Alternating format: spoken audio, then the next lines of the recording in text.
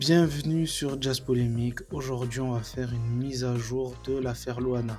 Désolé pour ce ton un petit peu fatigué, mais je suis éclaté. Mais je tenais à faire quand même cette vidéo parce qu'on a des nouveaux éléments dans l'affaire Loana et qui sont, à mon sens, capitaux.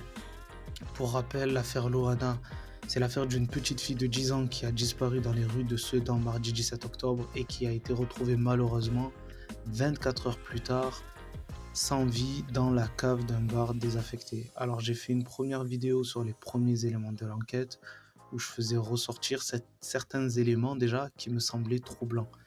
En fait, la suite des événements, notamment après l'autopsie du corps de la petite fille, ils me donnent raison. En tout cas, ils viennent appuyer les inquiétudes que j'avais par rapport à des petits éléments qui étaient troublants. Voilà, c'est le bon mot, c'est troublant. Je ne vais pas essayer de trouver un autre mot. Donc je vous invite dans un premier temps à mettre un commentaire, à mettre un pouce bleu, à vous abonner parce que ça fait avancer la chaîne et je vais faire des mises à jour régulières à chaque fois qu'il y aura des nouveaux éléments.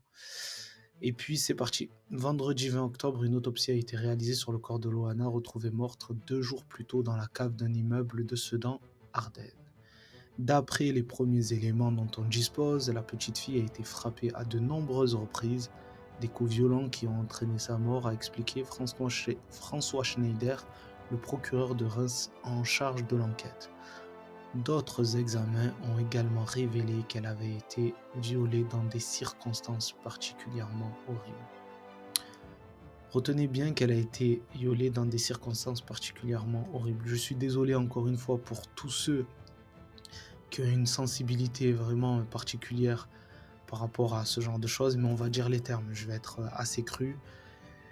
Et c'est important de dire les termes pour pouvoir être pertinent dans l'analyse. Donc retenez bien cet élément que ça a été dans des circonstances particulièrement horribles. À l'heure où nous écrivons ces lignes, c'est-à-dire le 23 octobre, Jean-Baptiste M a avoué le viol de la fillette, mais nie formellement le meurtre. Il évoque un accident au cours duquel Loana serait tombée dans l'escalier. Puis, pris de panique, l'homme de 57 ans aurait alors enveloppé le corps avec un drap.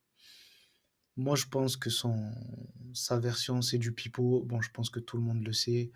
Elle est morte à cause des coups violents qui lui ont été portés et pas parce qu'elle serait tombée dans l'escalier. Et je me demande dans quel escalier, sachant que le bar est au niveau 0, la cave est au niveau -1 et l'appartement au niveau 1.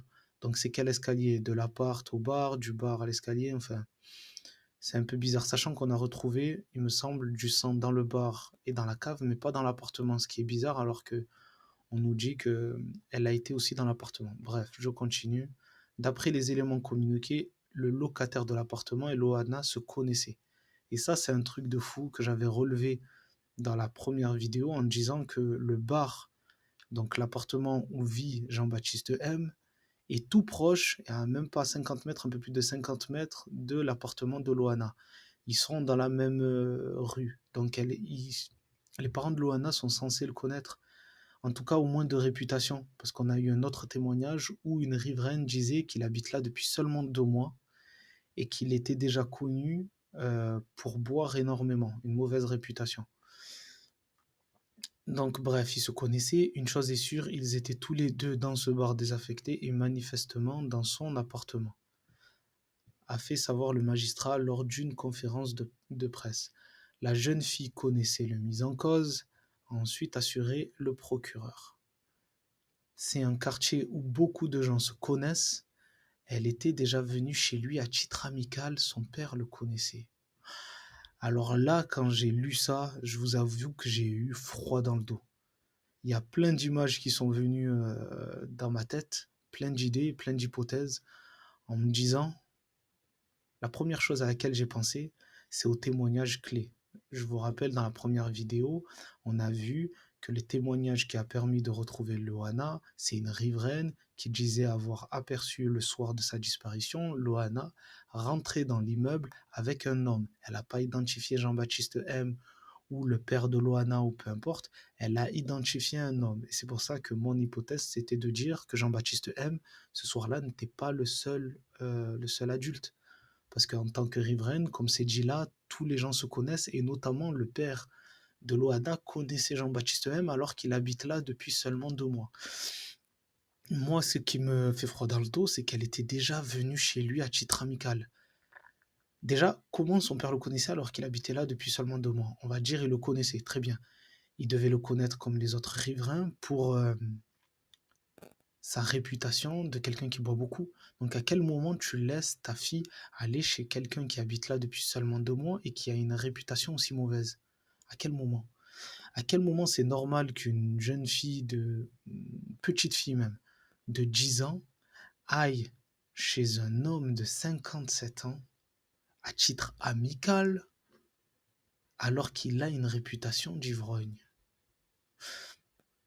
Je vais pas, enfin, je vais pas extrapoler, mais j'imagine que c'est en présence de son père. Et on dit que c'est son père qui le connaissait, pas sa mère.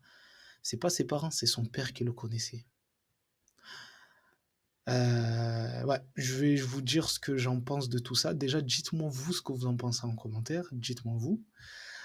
Parce qu'il y a beaucoup de choses qui sont passées par ma tête, je vous avoue, et c'est pour ça que je tenais à faire cette vidéo.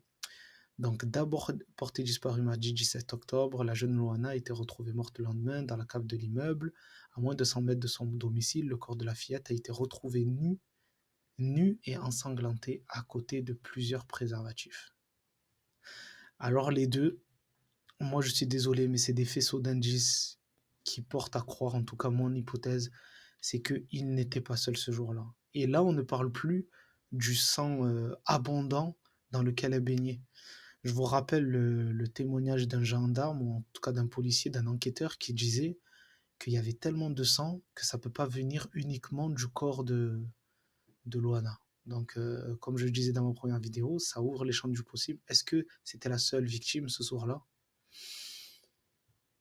Donc, Jean-Baptiste M, il risque la réclusion criminelle à perpétuité. Moi, je pense qu'il mérite même la corde. Vous voyez? Moi, je vais vous le dire clairement. Ce genre de personnage mérite la corde. Alors, son profil, il n'a jamais été condamné pour ce type d'affaires. A précisé le procureur, il n'a pas le profil habituel des agresseurs sexuels. Et ça, moi, je suis désolé, mais quelqu'un qui n'a pas le profil des agresseurs sexuels, qui n'a jamais été condamné pour ce type d'affaires, sachant que la petite a été violée dans des circonstances particulièrement horribles, ça colle pas. Pour moi, c'est mon avis personnel, ça colle pas. Et je vais vous dire mon hypothèse par rapport à ça. Un mec de 57 ans qui n'a jamais été condamné pour ce type d'affaires et qui habite là depuis seulement 2 mois, moi je suis désolé, mais ça me fait penser à un receleur d'enfants. Je vais le dire, je dis les termes. Au vu des éléments de l'enquête, ça me fait penser à un receleur d'enfants, à quelqu'un qui fournit des enfants. Alors c'est peut-être une hypothèse complètement délirante, mais quelqu'un qui habite là depuis seulement 2 mois et qui en 2 mois fait un crime aussi horrible, euh, je sais pas. Moi, je pense que le témoignage clé là, qui a vu Loana rentrer avec quelqu'un dans l'immeuble, je pense que c'est ça qui a fait que l'affaire a été plus ou moins médiatisée. Parce que est-ce que vous le voyez beaucoup à la télé, etc. Pas du tout. Parce qu'on a retrouvé le corps. Il y a un mec qui nous est servi comme étant le seul suspect. Comme je vous l'ai dit, les médias, ils vont toujours vous servir une version déjà toute prête. Il était tout seul. Il a attrapé Loana. Malheureusement, il lui a fait ce qu'il lui a fait. Et puis elle est morte. Et puis voilà, on passe à autre chose. Personnellement, pour avoir suivi pas mal d'enquêtes de ce genre, j'ai quand même le nez et je me dis que entre le père qui le connaissait, que la petite est déjà allée plusieurs fois chez lui à titre amical, donc peut-être toute seule, non, je pense pas. Et en plus, le témoignage qui nous dit que c'était un mec qui l'a accompagné dans l'immeuble et qui n'a pas été identifié ni comme le père de Loana et ni comme Jean-Baptiste M, ça nous fait peut-être penser à une troisième personne. Ça peut être une troisième personne. Et ça fait peur. Enfin, ça fait flipper, quoi. Je me dis, ça fait flipper. Waouh. La petite, peut-être que c'est pas la première fois qu'elle a été agressée de ce genre. Enfin, c'est pas la première fois qu'elle a subi des viols à cet endroit, quoi. Vu qu'elle est allée plusieurs fois. Et ça, ça pose la question aussi du père. Je suis désolé, peut-être que c'est pas le temps et tout, mais ça pose la question du père.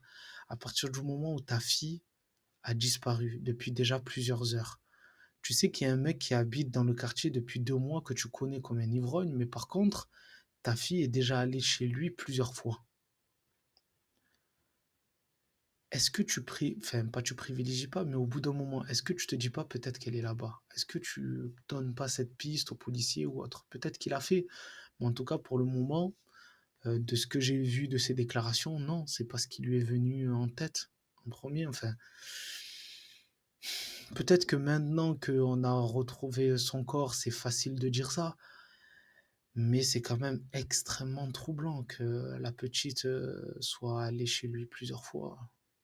Je rappelle le profil de cette petite, elle fait 1,20 m, elle a 10 ans, quoi. Et lui, c'est un homme de 57 ans qui est connu pour boire. Ça colle pas, ça colle pas. Tu fais pas venir une petite fille plusieurs fois chez un mec comme ça, à part si c'est pour une autre raison. Je suis désolé, non. Non, non, non, non, non. Et en plus, ouais, ouais, en plus les préservatifs, en plus, non, ça colle pas. Et je voulais vous faire voir une vidéo par rapport justement Jean-Baptiste M quand il était accompagné par les policiers.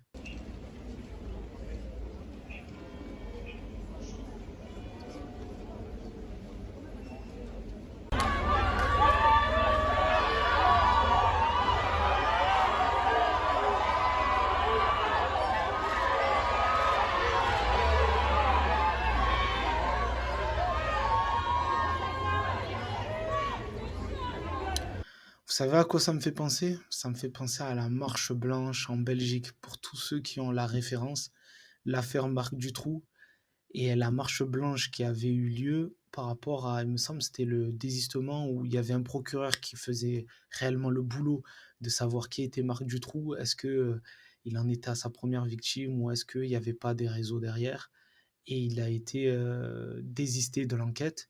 Et là, il y a eu un soulèvement populaire qui a fait que le peuple était en colère. Le peuple a compris que non, la version que vous nous donnez, c'est pas la version qu'on acceptera. On la mangera pas cette version. Moi, ça me fait penser à ça. En tout cas, j'espère pour tous les Ardennais, les Sedanais, tous les proches de Loana ou autres, il faut pas gober la version qui vous est donnée là, de dire que Jean-Baptiste M était tout seul. Il faut aller un petit peu plus loin. Il y a trop d'événements troublants, comme aussi, je le mets dedans, mais l'appel à témoins tardif. Hmm, c'est bizarre en fait. Tu fais un appel à témoins alors que ça mange pas de pain. 24 heures après la disparition d'une petite de 10 ans dans les rues de Sedan, c'est aussi bizarre. En tout cas, l'élément, le principal, je pense, de cette vidéo qui vient s'ajouter à tous ces événements troublants, c'est que le père la connaissait et qu'elle était allée plusieurs fois chez Jean-Baptiste M. Voilà. Donc dites-moi vous, personnellement, ce que vous en pensez de ce nouvel élément. Dites-moi vous ce que vous pensez de l'enquête en général. Je vais faire une vidéo à chaque fois parce qu'on ne va pas lâcher.